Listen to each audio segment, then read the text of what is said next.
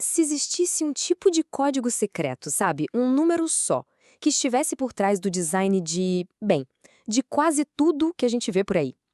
É exatamente isso que vamos investigar agora. A ideia é fascinante, né? Que uma constante universal possa aparecer em todo lugar, criando um certo mistério sobre a ordem fundamental do universo. E quando a gente fala em todo lugar, é sério.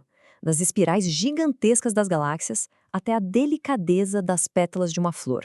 Da composição de obras de arte famosas às proporções de prédios icônicos. Esse número parece estar lá. E aqui está ele, o protagonista da nossa história, conhecido como Φ. Um número irracional com uma sequência infinita de decimais, que guarda alguns segredos bem surpreendentes. Ok, para a gente entender todo esse fascínio por trás do número, a gente precisa primeiro dar uma olhada na matemática dele. De onde é que ele vem, afinal? Olha, a definição pode parecer meio complicada à primeira vista, mas a ideia é incrivelmente elegante. Pensa assim, pega uma linha e divide em duas partes, uma maior e uma menor. A mágica acontece quando a proporção do tamanho total da linha para a parte maior é exatamente a mesma da parte maior para a parte menor. É dessa harmonia geométrica, desse equilíbrio, que nasce o nosso número. E isso aqui mostra uma coisa fundamental. Φ não é misticismo, tem uma base puramente matemática. É a solução positiva dessa equação quadrática aí, o que mostra que tem raízes na lógica, não apenas na estética. E para deixar tudo ainda mais interessante, tem a conexão dele com um dos padrões mais famosos da matemática, a sequência de Fibonacci. Aquela onde cada número é simplesmente a soma dos dois que vieram antes. E este slide mostra essa conexão de um jeito brilhante. Conforme a gente vai dividindo um número da sequência pelo anterior, o resultado vai chegando cada vez mais perto de Φ. É uma convergência matemática que parece quase mágica. Vamos avançar então. Se essa é a matemática, onde é que a natureza usa isso? E mais importante, por quê? Bom, a resposta parece ser eficiência. A natureza não gosta de desperdício. As sementes de um girassol, por exemplo, se organizam em espirais que seguem números de Fibonacci para conseguir empacotar o máximo de sementes no menor espaço possível.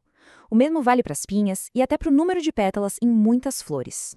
E toda essa eficiência pode ser resumida em um número específico, o tal do ângulo áureo. É o ângulo exato que as plantas usam para organizar o crescimento de folhas novas, garantindo um espaçamento que é, assim, perfeito. Então, o ponto principal é este. Não é sobre beleza, é sobre sobrevivência. Um ângulo baseado num número irracional garante que nenhuma folha nova vá fazer sombra bem em cima de uma folha antiga. É uma solução de design da própria evolução para máxima eficiência. E agora, a gente entra na parte mais famosa e também mais controversa. A ideia de que a razão áurea não é só um guia para a eficiência, mas seria uma fórmula para a beleza na criação humana. Essa é uma daquelas alegações históricas que a gente ouve sempre. A ideia de que os gregos antigos já conheciam e usavam de propósito essa proporção para atingir a perfeição na arquitetura. É aqui que a história começa a dar uma virada. Essa crença que está tão espalhada por aí, será que ela aguenta uma análise um pouco mais rigorosa dos fatos? Pois é, acontece que não.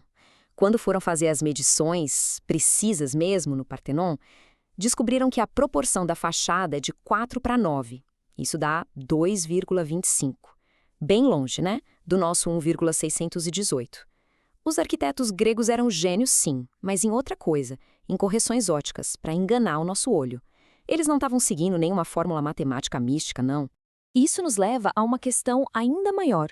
O que é fato, o que é ficção e como a nossa própria percepção às vezes nos prega peças quando a gente está procurando por padrões. Durante muito tempo, a suposta prova científica para o apelo estético de Φ veio de um psicólogo alemão, o Gustav Fechner. Os estudos dele pareciam confirmar que a humanidade tem uma preferência natural por essa proporção. Só que a ciência moderna meio que desmontou essa ideia. Os métodos do Fechner tinham falhas e, o mais importante, estudos mais rigorosos, controlados, feitos hoje em dia, simplesmente não conseguem repetir os resultados dele. Não existe evidência de uma preferência universal. E esse número aqui é a chave para entender o porquê. 6%. E o que isso quer dizer na prática? Quer dizer que a nossa percepção ela não é tão precisa assim.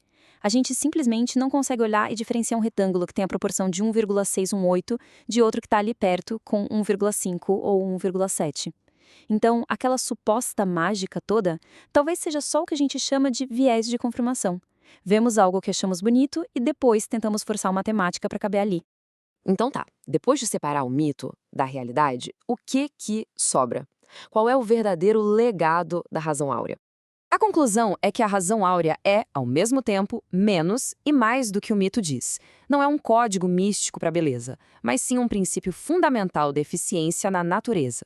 E apesar do uso histórico ser bem exagerado, ela foi adotada de propósito por artistas e arquitetos modernos, como Le Corbusier e Salvador Dalí, como uma ferramenta para criar harmonia.